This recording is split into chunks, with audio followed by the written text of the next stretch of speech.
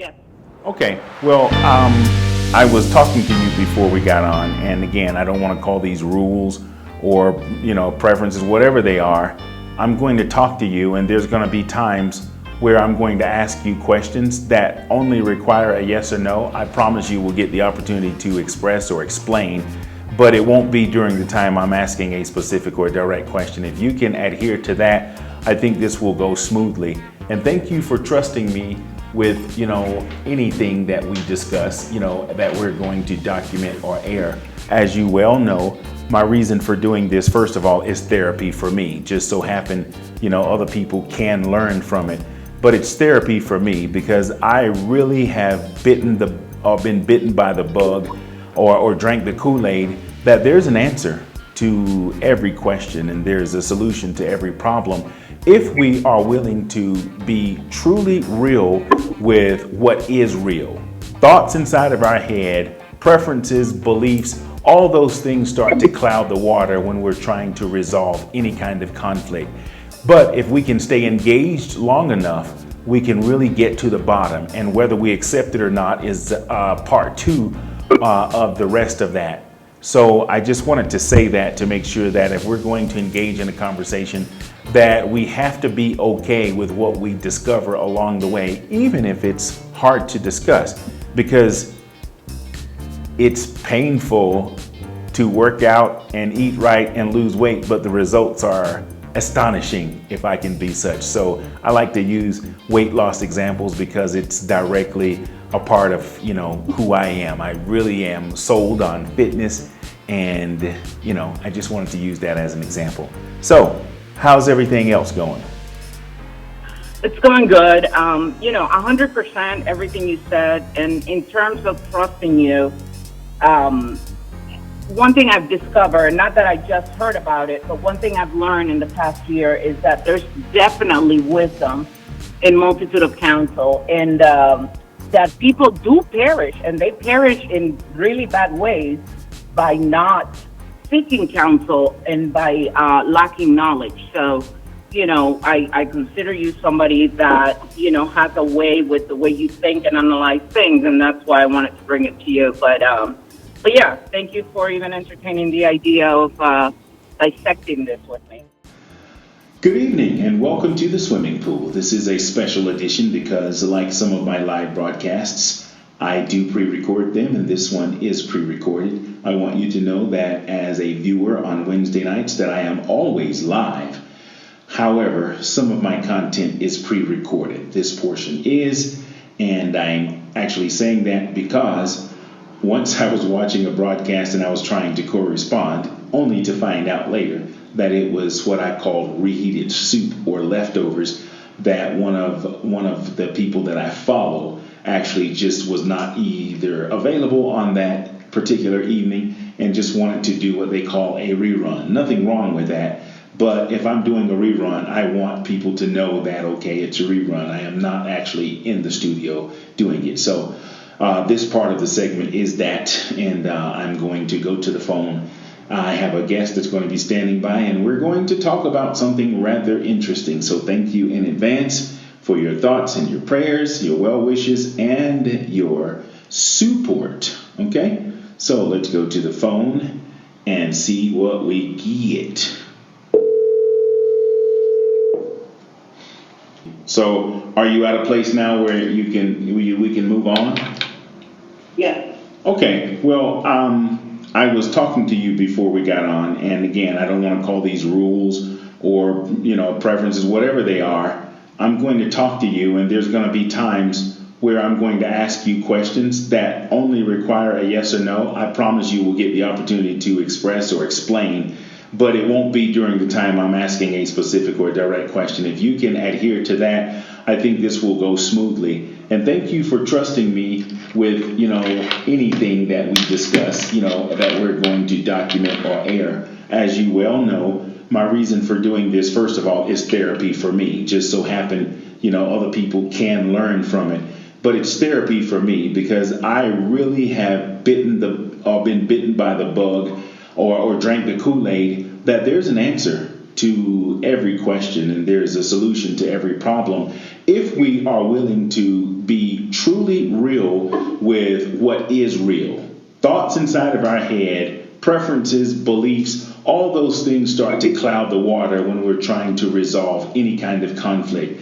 But if we can stay engaged long enough, we can really get to the bottom. And whether we accept it or not is part two of the rest of that. So I just wanted to say that to make sure that if we're going to engage in a conversation, that we have to be okay with what we discover along the way, even if it's hard to discuss, because it's painful to work out and eat right and lose weight, but the results are astonishing, if I can be such. So I like to use weight loss examples because it's directly a part of, who I am. I really am sold on fitness, and, I just wanted to use that as an example. So how's everything else going? It's going good. 100% everything you said. And in terms of trusting you, one thing I've discovered, not that I just heard about it, but one thing I've learned in the past year is that there's definitely wisdom in multitude of counsel. And they perish in really bad ways by not seeking counsel and by lacking knowledge. So, I consider you somebody that, has a way with the way you think and analyze things, and that's why I wanted to bring it to you. But yeah. Okay, so you remember what I was, I'm just going to, for lack of a better word, I'm going to call rules or preferences. And if I need to stop just to restart my recording device here, I'll just restart it and then I'll just go from there and be okay with it. Okay, so with that being said, we were in a conversation just the other day, and we were trying to get into it, but one of us had a time issue and we had to stop. But it caused me to really start thinking about what you were saying, and I just kind of want to finish it. And for the sake of recapping, you were talking about the changes that you've gone through over the last 2 or 3 years, and they have been kind of up and down and back and forth and sort of around and around, and you're now about to consider another move that is kind of sort of similar to the last few moves, and with hopes that, okay, this one will be, more in line with what you prefer or what you like or what would be best for you. And I started to talk about that. And one thing we got on, had to do with you being asked by your former spouse to remarry. Are you still open to have that conversation? Yes or no? Sure, yeah. Okay. I recall you saying that you are not interested in that because of how you feel about him. You didn't love him the same way, correct? Correct. If you don't mind, could you just elaborate on why you're saying no or why you're not considering that proposal? I think we go through stages in life where chapters end, seasons end, and although you may have a good relationship with that person, starting the same nature of the relationship that you had in the past is no longer serving you emotionally or spiritually. And I think, for me, that's where I'm at. I'm not there anymore. I care a lot for my former spouse, and he's a great friend. But I think going back to that type of relationship where we are married is a very different world for me, and not one that I'm considering. How is it a different world? In what way? What is the primary way it's different? Well, obviously, when you're married, there's intimacy, there's other types. The relationship is committed one to the other, and I think one of the reasons why there was a divorce at the end of the day is because that was not a healthy area of our life. That was not a place where we were compatible, where things would be so eye to eye in different areas of our relationship. That's why it ended. From my assessment, nothing has changed. And so going back to that place and expecting a different result, it's not going to work. Okay. I heard you say you were not happy What is the main thing that you were not happy about? My former spouse is different. He has views about certain areas of life that are not compatible with my views, especially spiritually. And as somebody that likes to submit and likes to be led and likes to be loved, I cannot follow where there is no vision. I cannot follow where there is no intentionality per se when it comes to the relationship, the intimacy of the relationship, the nature of husband and wife being together and being in one accord. We don't have to be in one accord on everything, but there are some areas that are non-negotiable. And, Like what? What area? What area is that? I think spirituality, how we worship God in and out of central worship, I think that's a non-negotiable. For me, the biggest non-negotiable, and then there's other areas that will impact that tremendously, such as maybe sexual practices, frequent places that people frequent or engage in, whether it's a bar or smoking pot or doing different kinds of stuff, that it will impact the relationship that you have with your creator. So for me, those are kind of non-negotiables. And it's not that you don't meet somebody that has certain kind of weaknesses or certain kind of habits, because I have them as well. The question is, are we going to be honest enough, open enough to, one, examine how it's impacting the relationship, examine how it's impacting the leadership of the relationship, because I'm the female, and I'm okay with that. I just want to make sure that the person that I'm with is strong enough spiritually to lead me into a place where it's not going to lead me to shame, it's not going to lead me to regret, it's going to make me feel emotionally and spiritually safe. That's important for me, and that's a non-negotiable for me. Okay. Considering this is your former spouse, are these things that you experienced prior to marrying the first time?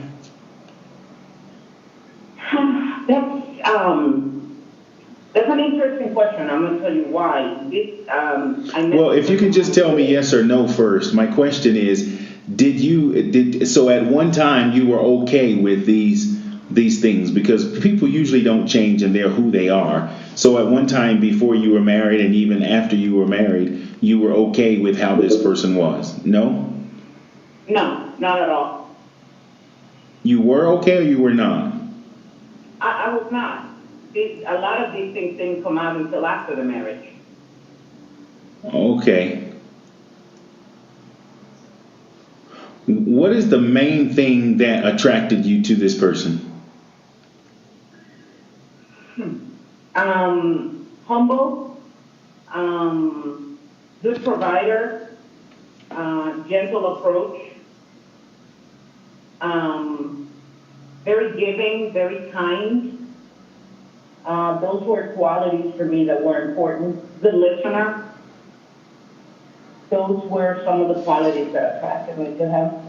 Okay, well, those seem like what I call universal qualities. Those are things that usually don't change in people.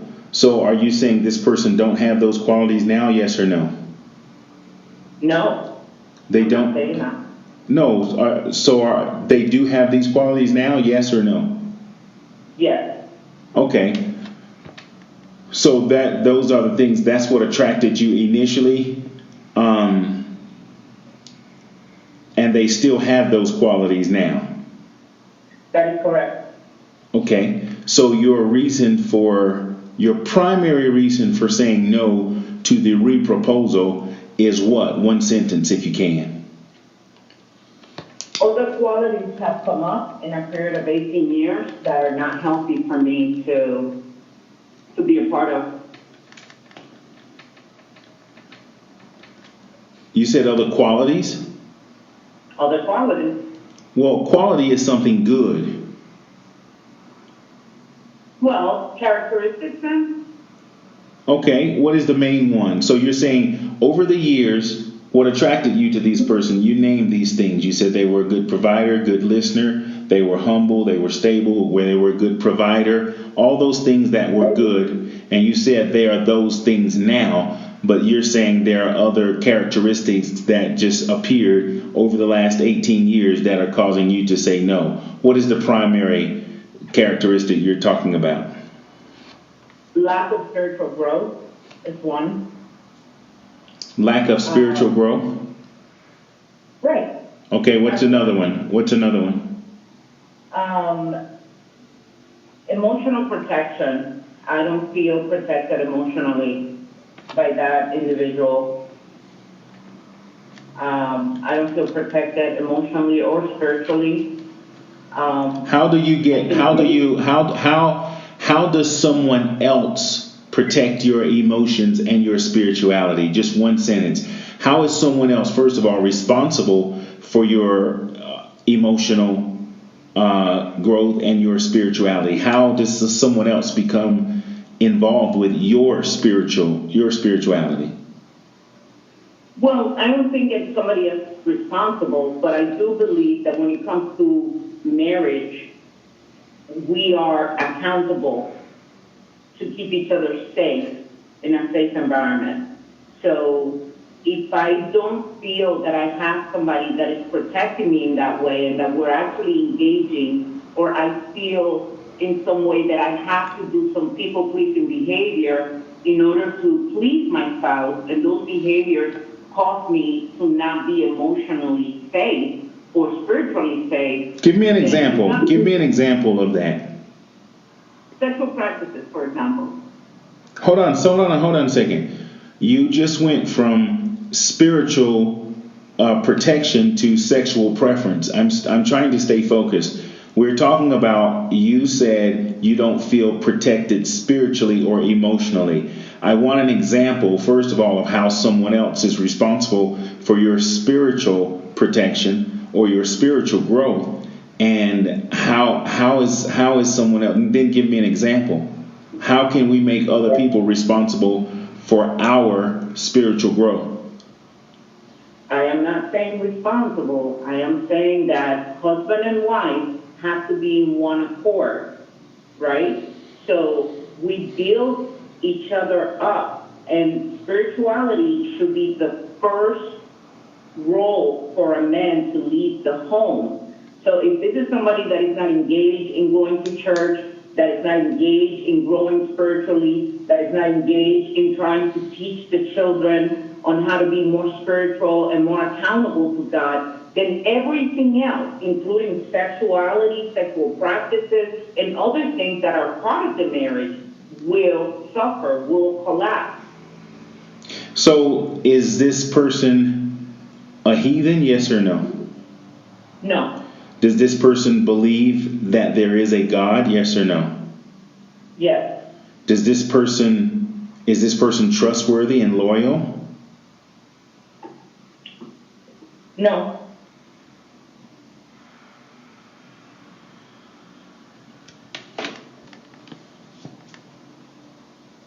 So this person is a criminal? No, not at all. So is he a bad person? No. Is he a good person? Yes. Just not good enough? For me. What is the one thing that would make him good enough for you? And I know we're talking, I guess this is, you're talking about spirituality. You feel that someone, you said, you're not using the word responsible, but that's what you mentioned when you said that that's something that he's not for you. And I'm documenting our conversation, but I guess maybe I should have been a little more specific. You mentioned his inability to protect you emotionally or spiritually, correct? Correct. Okay, well, I'm trying to understand, how is it his responsibility? You're saying his inability to protect you spiritually or emotionally. How is it someone else's responsibility to protect us from our emotions? Again, it's the nature of the relationship. It's the nature of the relationship. When you become one, it is each other's responsibility to keep each other accountable for certain things, to keep each other emotionally safe. Okay, hold on right there. I need to examine that. But when keeping someone responsible, or not accountable, keeping someone accountable is not the same thing as keeping someone responsible for our own. Like, I'm hearing something that I'm not, fully understanding. You are concerned about his inability to protect you emotionally. And I asked for an example. I didn't get it yet. But your concern is his inability to protect you emotionally, correct? Correct. That's one of them, yeah. Okay, I don't understand how it's someone else's responsibility to protect your emotions. You're responsible for your emotions. Do you agree with that? Yes or no? I do. So then how are you seemingly placing that responsibility on him by mentioning his inability to protect you emotionally? Because if you are with someone that places you in circumstances in which you are emotionally vulnerable or could be emotionally in danger, and this person happens to be your spouse, you are not being protected.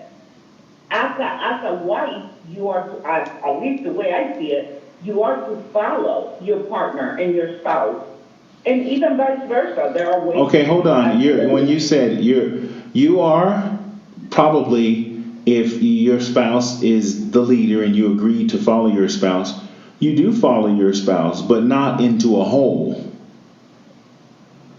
Exactly. Okay. I agree with that 100%. So you're saying 100%. That this person led you into a hole. Well, yeah, there's been practices that. Okay, give me an example of how you were emotionally led into a hole. Swingers party. But you had a choice to go to that or not.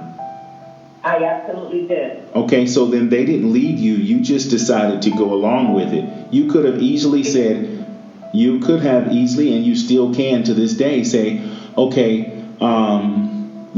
since you see these qualities in this person that initially attracted you to them enough to marry them, and they still have these qualities, that would be a time to say, hey, listen, I love you enough because I heard you say you care about him and you love him and those things. But wouldn't that be a good time to negotiate or discuss, your concerns? Because let's just say, I'm going to give an example just to make a point. If I'm going to buy a secondhand vehicle, considering a second marriage, and the person is saying, okay, well, it's got this, that, and the other, and I say, okay, I want to buy this car. I'm going to buy it because I can't get a new one right now, and I do need transportation. So could you replace the tires, and could you give me 6-month warranty on at least the engine parts, And that's a fair negotiation if they're claiming that the car is good. So if your former spouse is saying, hey, let's remarry, for you to say, okay, I love you enough, to still be attracted to those qualities within you. You say, well, listen, I'm not interested in going to a swingers club. Would you be okay with that if I was your wife? And sometimes, if you're talking about holding someone or holding each other accountable, that could be something that he could be blind to. Or if you accepted it before, he could think that you're okay with it, because there are couples who think that that's okay and that's what they do in their marriage. And I'm not the one to judge that. It's not what I would do. But I'm saying if you went along with it, and maybe you could go along with it again. But if you make those things, up front and say, okay, listen, that's not the kind of marriage I want to be in. Are you okay with that? That's one of those things that can be, worked on. You can, that's what, a marriage is supposed to be worked on. Even before you, who left the marriage in the beginning, you or him? Did you divorce him or he divorced you? He divorced me. I got pregnant during the marriage. Okay, don't tell me more than I ask. Who filed for divorce? He did. Okay, was it before, did you walk out of the house or leave the house prior to that? No, not at all. No. Okay, so he initially divorced you. Yes. Would you have stayed married to him had he not filed divorce? Nope. So he just filed the papers, but you initiated the divorce. Yeah, you can say that. Not saying yes or no. We're having a real conversation here. So you initiated the divorce. You were the one separating yourself from him. He just filed the paperwork, is what I'm hearing you say. Yeah, that is accurate. Okay, and had he not filed the paperwork, you would have definitely filed it. Yes. Did he file it against his will? Was he willing to do that, or did he just honor your request to be divorced? No, he was willing to do it. So you guys had a discussion, and it was a mutual then? Yes.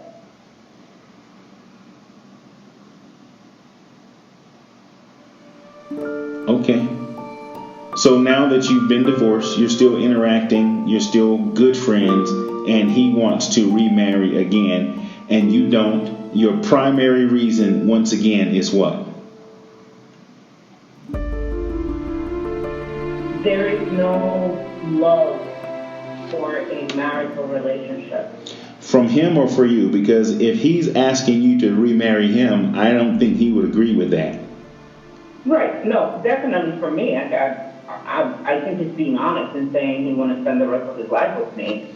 I don't feel the same. There's a lot of history between us, good and bad. There's no animosity. There's no hard feelings.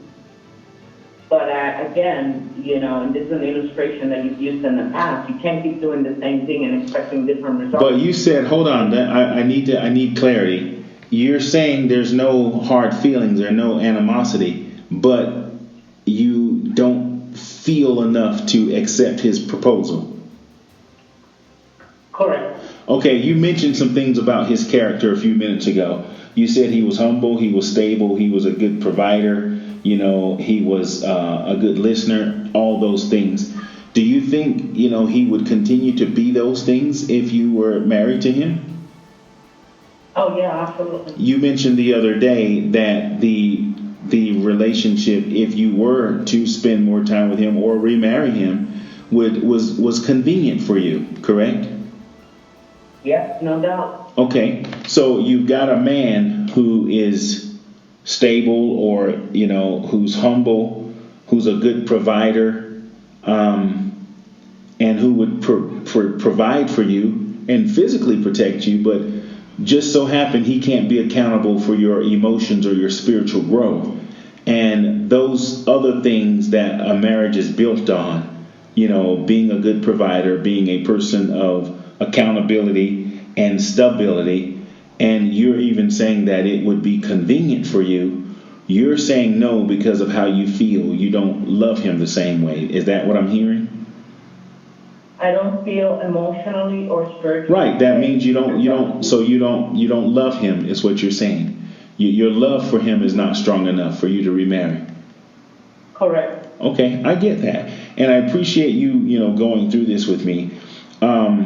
I just kind of want to say something, and I'm going to try to close because this could be very long, but I don't think it's necessary because I'm hearing something that's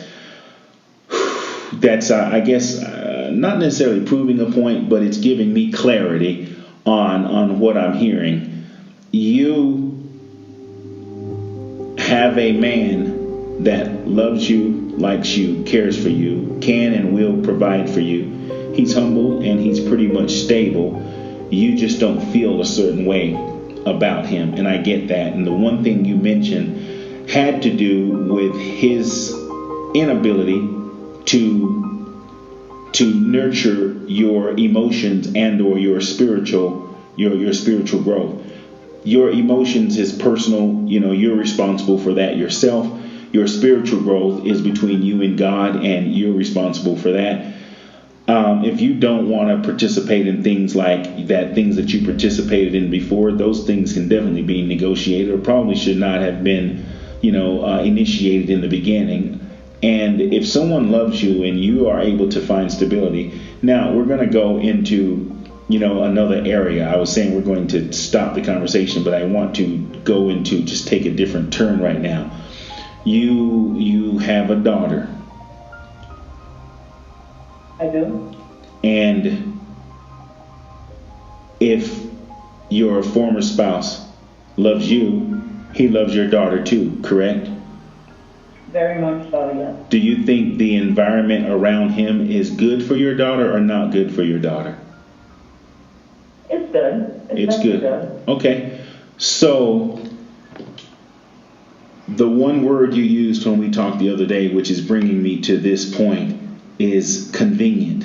Convenient is all those things you mentioned about his characters. His character, you said he was a good provider. He was stable. He was humble. He was a good listener. You even said he was a good person.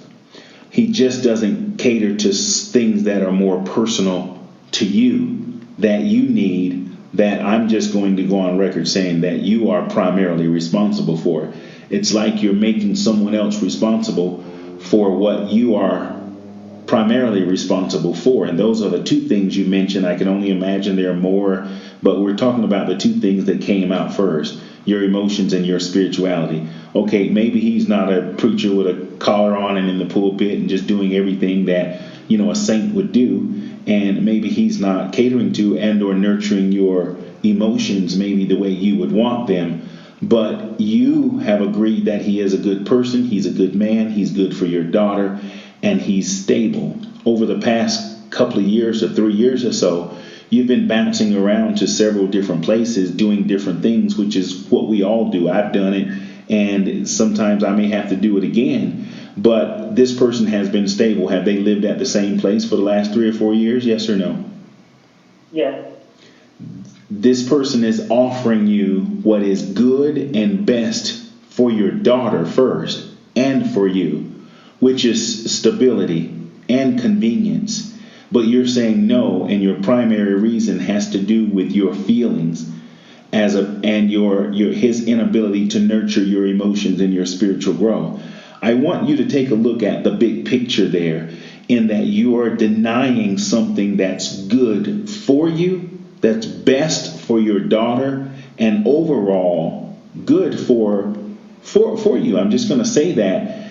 But you can't find your ability to reason with what's good and best for you as opposed to what's not necessarily good to you. And I heard that the other day, and I wanted to go through this so that you could hear yourself and you could hear me talk to you about these things. Okay, you like this person well enough to say I do to them, and because at some point in time the marriage didn't do what you wanted or needed it to do, you initiated. I'm hearing something that I can only imagine speaking to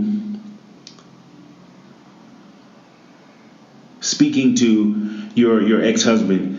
I can only imagine what I could get, or what any therapist or person who would just be willing to listen, because that's all I am. I'm not a therapist at all. I'm not anything other than a person who has the ability to listen objectively, and that's what I'm doing to you. I can only imagine that if he could speak for himself, he would say some things that are different, that maybe, that are about you, that he would say, okay, she's not perfect, but I'm willing to do what's good and best for her, for us, and for the child that's involved. Do you think that he thinks you're perfect, yes or no? No. He knows that you have a few issues, correct? Absolutely. But he's still willing to marry you and provide for you and protect you to the best of his ability. Do you think he can grow in his spirituality, yes or no? Yes. Do you think with maybe counseling or maybe even exposure to other people, like, I'm a man, I know I've met your former spouse, and I know, sometimes other men can help them to see certain things. Do you think he can grow to help be better at helping you with your spirituality and your emotional stability? Because he's not responsible for it. We need to clear that up first. But do you think he can grow in that area of maybe being supportive of you getting your spirituality and your emotions better organized? Yes or no? Wait a minute. I'm not saying that my spirituality is strong and my emotions are stable. I don't need him to do that.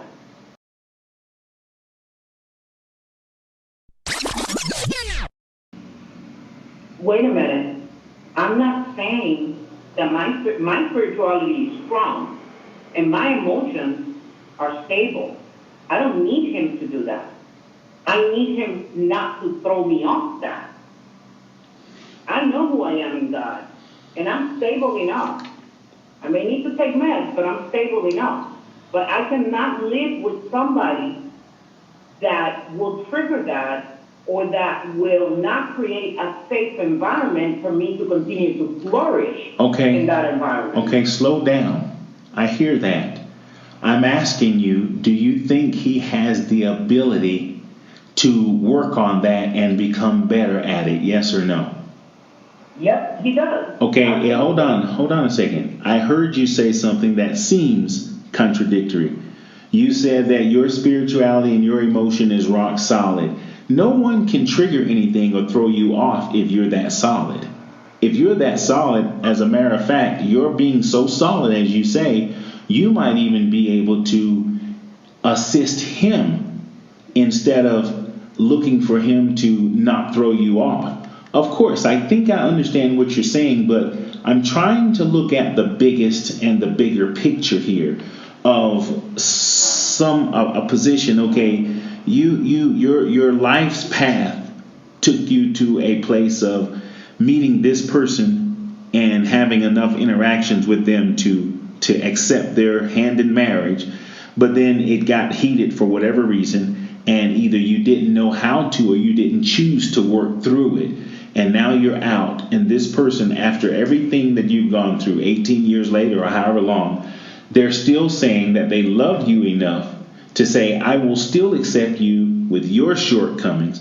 You're saying you're not willing to accept him with his, because if you're saying he has the ability to grow in those areas, you said he could work on his spirituality or even work on his ability to help support you. If he can be, worked with, that's why we, make decisions. Okay, you buy houses that are fixer-uppers. You buy cars that sometimes are secondhand. We take jobs that are less than perfect.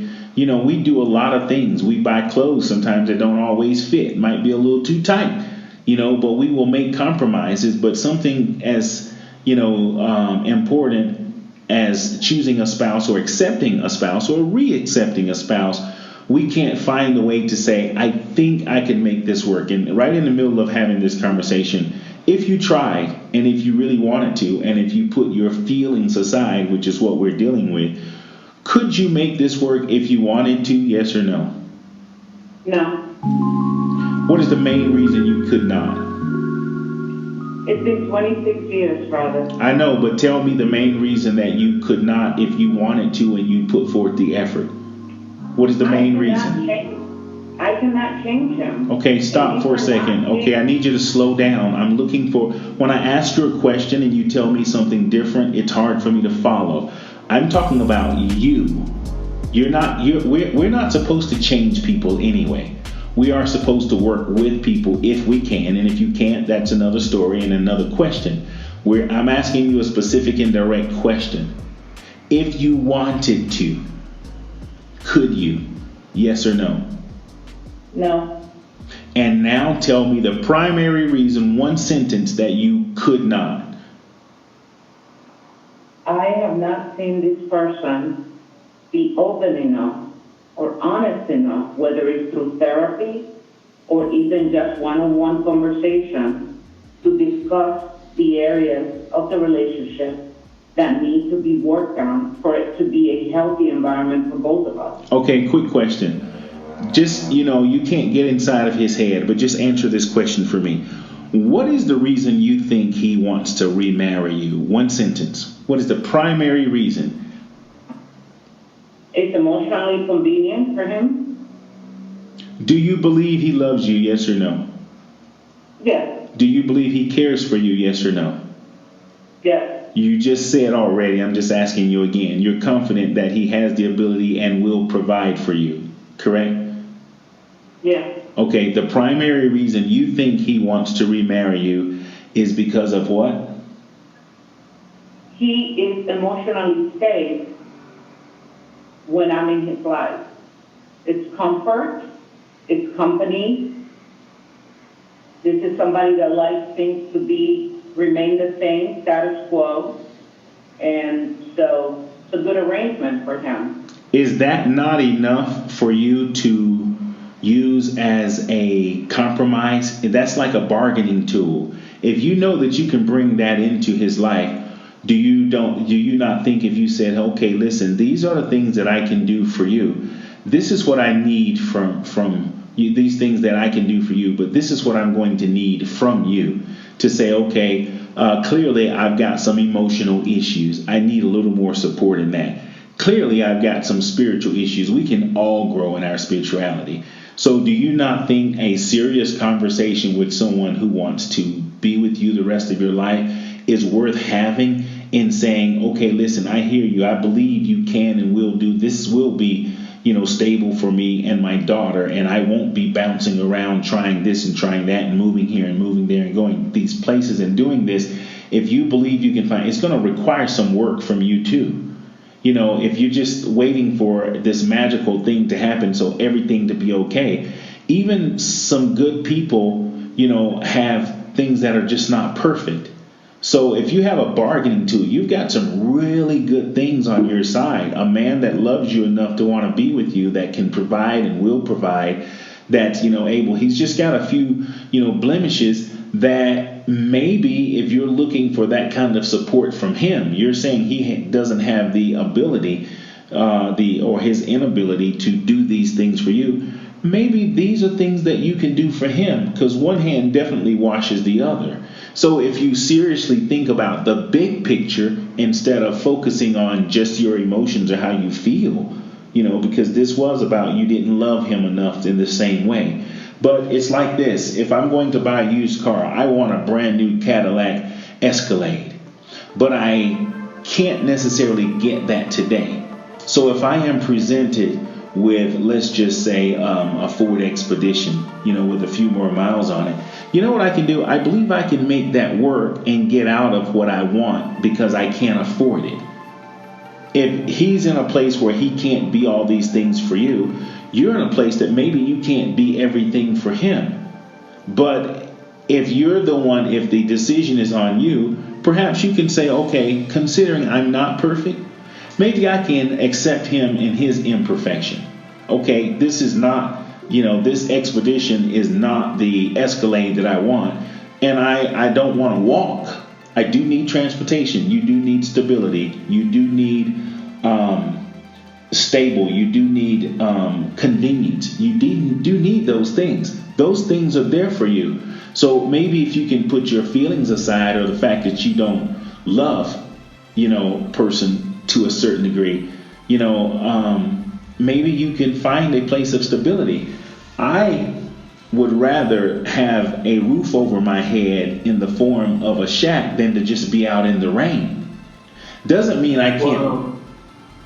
I would rather take what I have and make the best of it instead of not having anything, because, I guess it's getting personal right now in just this statement alone. I've known you and I've watched you for the past 2 or 3 years, and you have not been stable physically, mentally, or emotionally. There is some stability in considering that union, or in this case, reconsidering that union. So for you to put aside the things that are not perfect, like me, I want to put aside wanting this Escalade and say, okay, I'm going to take this expedition I'm going to take care of it. I'm going to change the wheels on it. Maybe I'm going to reupholster the inside. I'm going to do some things. I'm going to wax it, maybe even put a paint job on it. But I believe it'll work for me. I can work towards this Escalade that I want. This may not be the perfect man for you, but it's a good man for you. And if you have admitted that, and you have, I'm going to try to close by saying, maybe you should get out of your feelings and expecting someone else to be perfect when you're not perfect yourself. And I don't hear you telling me a whole bunch of other people are beating your door down to seriously make that level of commitment to you to where they want to marry you again. And if there are, then maybe we can have another live stream and we can record another conversation. But at this point in time, you're not 25, you're not 20. At your age and this space you are in life, it might be time to slow down and be okay with what is, instead of trying to create something that you haven't been able to create in the past 18 years. As a matter of fact, it may have gotten worse for you emotionally and physically, whereas at least there is stability in considering this situation. So in my closing, I'm going to give you the opportunity to speak again. I'm just going to say to you, based on what I heard the other day, what I'm hearing now, and what I want to leave you with, if I needed a job and I wanted to make $500,000 and someone was offering me $250,000 and I had no job at all, I think I would take the $250,000 job. That doesn't come with the private jet and the plane, but it does come with a chauffeur, and unlimited, air travel, on a commercial jet. I believe I could try to be okay with that, because then that would get me stable. At least I won't be out in the cold. I won't be without. And my child would not be following around this instability, because we should put our children first. Not saying you don't. You say you love your child, but you don't love this person. You may love your child, but you can clearly see that your life has not been necessarily stable. And although your child is eating, they get hugs and kisses, and they may smile sometime, the long-term effect of an emotionally and physically instability has its effect, and we don't see that effect until years later. Your child may be talking when she's 20 or 30 about how this may have affected her. So with that being said, I'm going to say that perhaps what you want and prefer may not necessarily be as important as what you need and what's best for you and for those that you're responsible for. Well, I think there's a lot of assumptions in your statement, in your closing statement, but I'll take it for what they are. They're assumptions in your part. I do have the ability to take care of myself emotionally, spiritually, and financially. I do have the means to do that, and that's why I have moved around a couple of times, because staying in the former marital house is not good for me. Having said that, I also have the ability to depend on the only one that can provide for me and do it well, financially, emotionally, spiritually, which is my Creator. And this person will always be in my life as a good friend.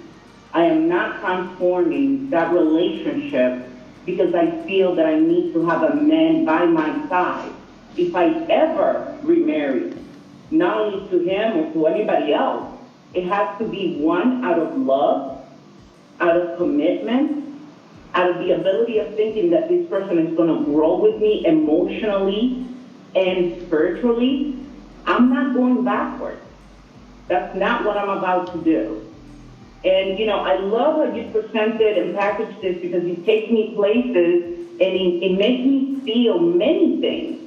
And I'm able to feel it and sit with it, but I refuse to settle for something that I know that God has not asked me to go back to.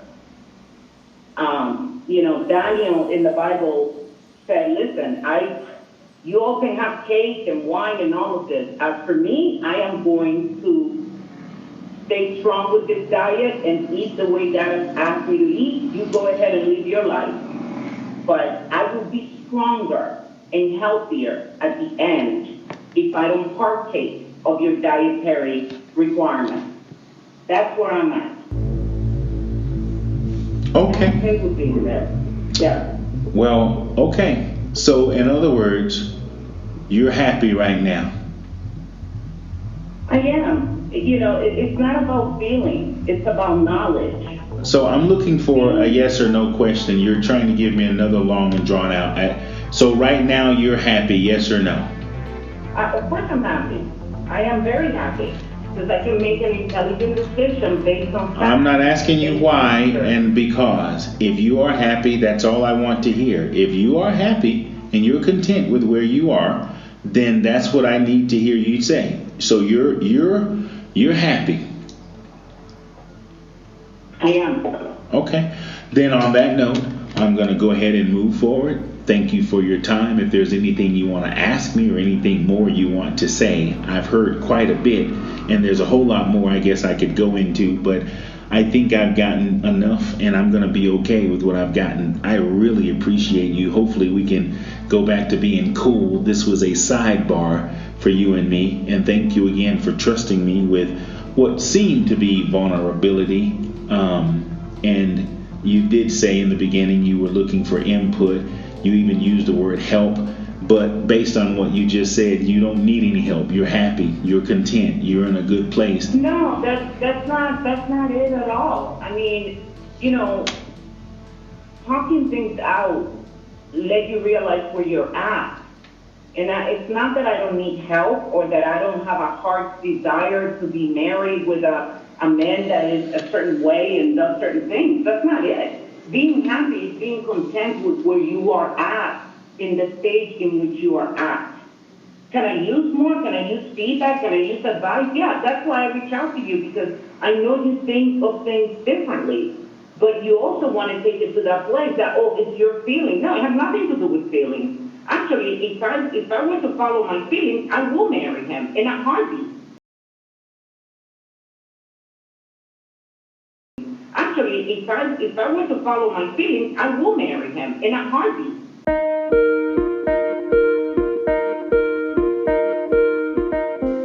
In a heartbeat, I will marry him because it is convenient, because it is financially stable, because of all. Wait, hold on. Stop for a second. You said you would not go through with considering the remarriage because you didn't love him, and love definitely is a feeling. You said you wouldn't marry him because you did not feel the same way. But then you're now saying that if you were going with your feelings, you would. I don't get that. No, if I'm going with your analogy, to put my feelings aside and to look at the convenience that is good for my daughter, that is stability and all of this, of course I will marry him. It makes sense to marry him. Of course I will marry him. It makes sense to marry him.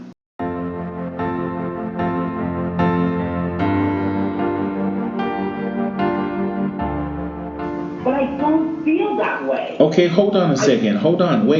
Right there's what I'm talking about. Then slow down just 1 second. You're saying if you're going with what's right and what's best and what's logical, then you would go on my analogy or what I said. But what you're saying is because of your feelings, you're not going to go through. You would not choose that. It sounds like your feelings are more important than what's logical and sensible. You just said out of your own mouth, it makes sense because of the stability and all of that. If it makes sense, then your feelings about it is being more controlling than what makes sense.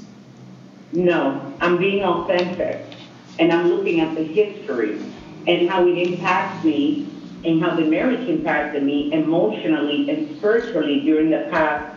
This is a question. I have a yes or no question. Are you taking any responsibility at all for how anything affected you? Because you had a choice on how to respond. So let me ask you a question. I hear you saying how the marriage affected you, how he may have affected you, how the situation, everything is everything. This is one question. Are you taking any responsibility for how anything or anyone impacted you? Yes or no? Yes. Yes. Okay, so I don't hear you saying, okay, if I would have done things differently, or if I had thought things differently, or if I had been differently, things may have changed. I hear you saying that he did it, the marriage did it, and how the history, did it involve any decisions on your part, yes or no? Yes. How much, okay, this is another yes or no and a direct question. How much of all of the history are you taking responsibility for on a scale from 1 to 10? How much? 10 meaning I'm taking full responsibility, 1 meaning I'm blaming it on everything and everybody else. How much responsibility are you taking for how everything or anyone impacted you? 7.5. I'm okay with that answer. 7.5. I'm taking the majority of responsibility because I allowed it to happen to me and to continue. You don't have to tell me why. I asked you a direct question. I don't want the explanation. So you're saying 75% of what impacted you is your responsibility. No, I said 7.5 on a scale from 0 to 10. Okay, that's 75%. That's equivalent to 75%. My math is bad, but if I'm wrong, then I'll correct myself later. So 75% of everything that happened, you're taking responsibility for, correct? Sure. Okay. So if you were psychologically, mentally, emotionally, change yourself, then everybody can deal with 25% of anything that's not perfect. I want my Cadillac Escalade brand new, but if I can take a 3-year-old Expedition, there goes my 75%. I can live with that. I'm giving up the 75% I want, and I'm going to take, okay, this is equivalent to 25%. I can do that if I readjust my thinking. Right now, I'm walking. I'm saying I need help. I need support. I need input. I don't. No. I don't need help and input and support to walk. I don't have crutches. It was just an analogy. Hold on a second. I'm using slow down. Hold on. Try not to slow down. Try not to overtalk me at all. I use that as an analogy. Listen, this is nothing to be embarrassed by, and nobody's winning anything. I'm putting out some stuff. I'm not embarrassed, but here's the thing. I didn't say you're right now. Hold on. You're over talking me. I need you to stop. I need you to listen right now. I've heard you. I'm asking you to stop. What happened just now, I used an analogy based on a vehicle, and I'm talking about walking. I sized it up with just as an example only. It doesn't have to apply to you, but right now I do need transportation. I am walking right now. I do need the input of a vehicle. I just used that as an example, and then you made it real time by saying, okay, I can walk on my own. Well, clearly, based on your reaching out, saying, okay, I want your input, maybe your help, or maybe your side of the story, how you may see it. You have to be willing to open yourself up to it. And everything that I'm pointing out really is logical and sensible. You said out of your own mouth a few minutes ago, it makes sense. It makes sense to go. Your logic is flawed. Your logic in your argument is flawed. And you refuse to allow me to explain to you what I am even looking for guidance on. Your logic is flawed, and your interviews always have to end up in a hostile environment because you refuse to allow people to express themselves if it contradicts the bottom line for you. And the bottom line for you is that people are emotional beings that follow their feelings, even if it's unreasonable, and they make unreasonable decisions based on their feelings. And that logic is wrong. I am looking for guidance. I am looking to talk to an old friend because you have seen part of my journey and I have shared part of my journey. Okay? But I am very well aware of my history to not want to go back to that place. Is it easy for me to go back to that place? Yes. Does it make sense for me to marry him? Yes. Is it fair for me, doing and knowing the history, for me to get involved in that relationship again from a marital standpoint? My answer is no.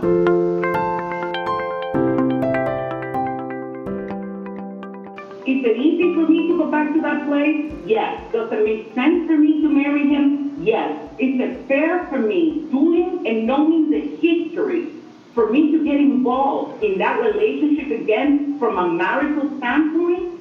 My answer is no.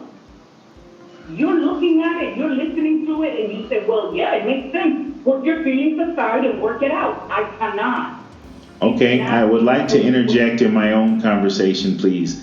Based on that, and if you just slow down a little bit, you say I don't allow people to speak. Well, you just spoke a lot. If I'm asking you a specific and direct question and then you want to tell me something different, yes, I will control the tone of the conversation. So it's not fair for you to say I don't allow anyone to speak, because I'm never going to stop you from speaking. But if you're trying to tell me something different at the time I'm asking you something specific, yes, I will, take control of that. If you're telling me about the history, you just went down this gamut of things that made sense and that were convenient and that were good for you. And then you said, would it be good for you to go back into that environment? Your answer, you said yes to 3 or 4 things. And then to the ultimate thing, you said no. But then I want you to look at that no. Let's take those 3 things that you said yes to and let's let those be 75% out of 100%. And let's take the no that you said and let it be 25%. Okay, so using that analogy, I think it's perfect timing. If you took 75%, which is equivalency of the yeses, and you took that responsibility for its weight or its value in gold, so to speak, and you made those adjustments, then 25% is what we can all live with. It's a pretty decent compromising point. So if you're saying that I got 75% of something good and I've got about 25% of something, and if I can make the adjustment to the 25%, which I already took responsibility for, I believe that the overall best thing to do would be to consider what it is I don't. What you're saying is, I would rather just walk and not have transportation than to consider this 25% of the 75% that I want. I mean, you're not saying those words. I'm using it as an analogy. But you just clearly went through all those things, 3 or 4 things that you said were good. Yes, logical, made sense, convenient, all those things. But one thing based on something that you have a lot of input in, 75%. If you would be the change you want to actually see, then you would have a better place to actually be. Do you not see that? You're using the wrong analogy. Okay. I'm just going to leave it at that. And I'm going to go ahead and try to close the conversation. I'll let you finish. And what you just said about me and my live stream, you're suggesting that I'm not being fair and that my conversation is hostile. I haven't been hostile, not once. I haven't raised my voice. I haven't used any profanity. As a matter of fact, I've been rather patient with what I'm hearing, because I could really go off the hinges and be, all those things you're accusing me of. But I'll be okay with you accusing me of a hostile environment. I told you when you... I'm not accusing you. That's what happens. You bring somebody on, and I don't have a problem with it. That's why I continue to say, yeah, sure, why not? Let's do it. But you have to see that you cannot just tell people to slow down and ask yes and no questions so that you can steer the car where you want to park it. I get it. Okay, stop for a second. Hold on a second. You said I cannot. This is my platform. I invited you on, and in order for me to have clarity, it is necessary for me to say, hey, stop. If I don't understand something, I will say, okay, hold down, slow down, stop. I'm not getting it. If you start rattling off and you're saying things that are either contradictory, inaccurate, or maybe even not true, I'm going to say, hey, wait, stop, slow down. You said I can't do that. It's my responsibility as the host and even the moderator or mediator here to do that. You may not like it, or my guests may not like it, and it doesn't mean it has to be hostile because I take control of my environment.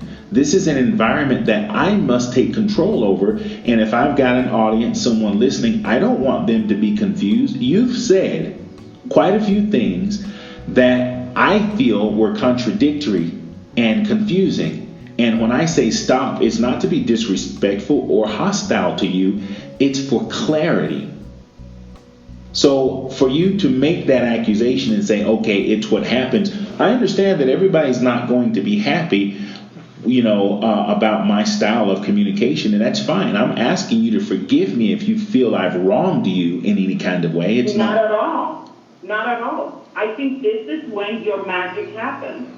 But you need to also understand that just like you take control of your environment, the people that come on, like I'm doing today, they are trying to do the same thing because this is their lives unfolding or their opinions. It could be a trivial comment or it could be something as serious as what I'm going through. So don't expect to go through this type of interviews without getting challenged, without getting hostility, because this is where the magic happens. And I get it. Okay, hold on a second. Do you feel that our conversation has been hostile? Yes or no? No. The environment has, but not the conversation. The environment has, but not the conversation.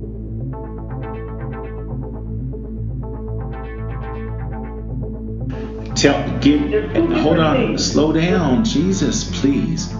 You said no, but the environment has. Okay, that's like saying no, 6 of them are not, but a half dozen are.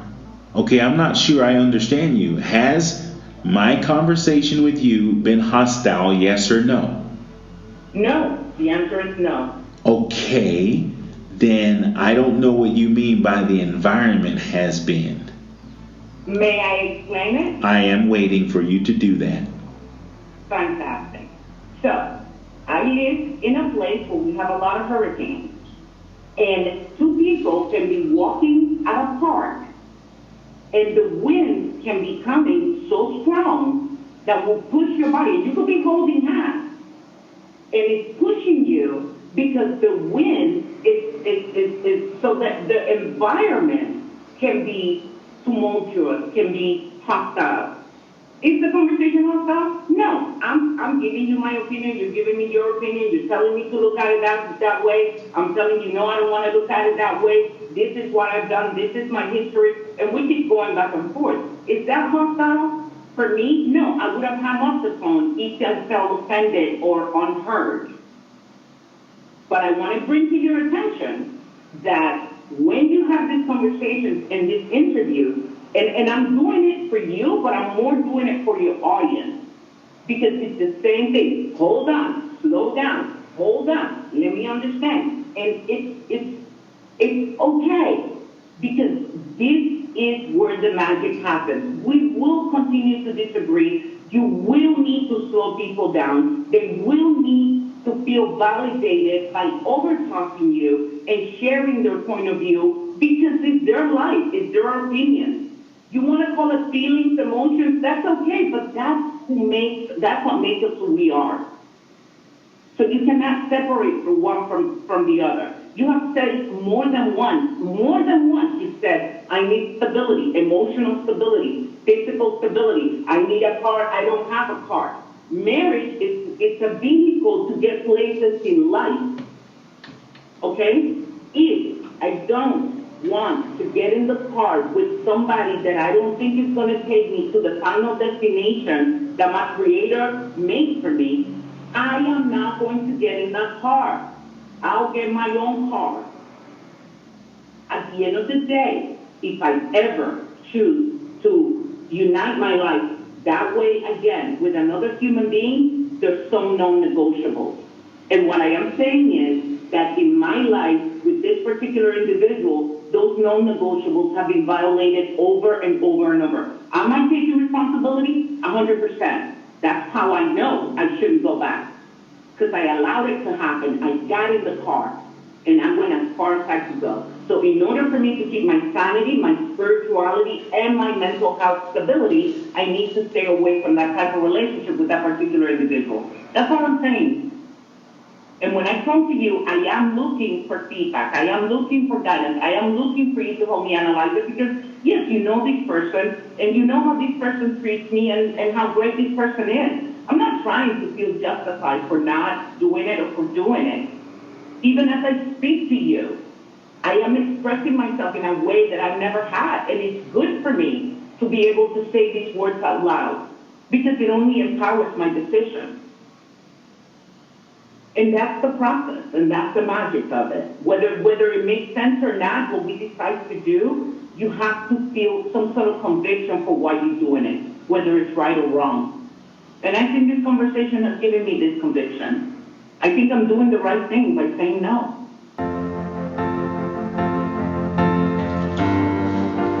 Well, you just said a lot of things and you went on. And I heard all of it. I understood most of it. But you started out by trying to tell me how my conversation and or the environment of the conversation was hostile. And you described an incident in regards to two people walking and holding hands and the hurricane comes up. One thing I cannot control is what happens outside of my control. If I'm walking down the street and a hurricane comes, I probably would have known about it before I started walking and would not be out there. But since you used that as an example, I still can't control what happens with the wind outside. That's not within my power. So that example you gave me before you went off on that, long drawn out was fine. And I guess I would have to address some of those things one thing at a time, because you said a lot and everything you said still gave me enough closure to be okay. One thing else I remember you saying was you doing this for the audience, but then just now you said you do want input and you do appreciate, some guidance and whatnot. It's either you're doing it for the audience or you're doing it for yourself. I hear some contradictions in what you say and I can't address them all. But I'll go ahead and find a way, as I would say, land the plane. I've heard a lot. It's been exhausting in its own way, but I've enjoyed the opportunity to hear, because that's what my live stream is about: hearing, listening, taking the information that was heard and that was spoken. If there are questions, you ask questions for clarity, which I try to do. And if you have any questions for me, please do. I don't have a problem being clear. But I've heard a lot of things that might need to be considered and or reconsidered and or looked at from a different angle that I've heard you say. And that's where I'm just going to leave it. If you have anything else to say, I'll let you have the last word. If you don't, I love you as I always have. I appreciate you. I thank you for being, vulnerable enough. And you know what? As it relates to my audience, again, I'm not a professional of anything, but I do have the ability to listen. And I think I have done that. I've listened to you. I've analyzed what you've said. And guess what? I'll have the opportunity to hear myself as well. And if there's anything that I need to change, I don't have a problem making corrections. And if I am 75% responsible for anything that happens to me, I'm definitely going to go work on that 75%, because 75% is way better than 25%. And if I have 25% already and I can fix 75%, there goes my 100%. And that's what I'm going to roll with, that completion. So on that note, I love you. I appreciate you. If you need me, I'll call you. I love you too. Thanks for the listening session. It's never easy. We're in this journey called life, and we have to make the best choices that we can under the circumstances. But I appreciate you helping me analyze these things and look at it from another perspective with some new lenses. Okay. Because I'll keep you posted. Okay. We're gonna hang up now, and if you want to call me later and cuss a little bit, that's okay, because I got a couple of cuss words I might want to let slide. I'm going to pray first, because God allows us to say some cuss words at some time. And I'm going to pray on how many I can use when we talk off the record or off air. So we'll talk again so later. If I don't answer, you know what I'm avoiding. Because... Yeah, well, then don't do that to yourself. You want to answer me because I'm not your enemy. I am your friend, whether you like it or not. I know. Be good. All right. Love you. Have a good day. Or evening, rather. All right. Will do. Bye.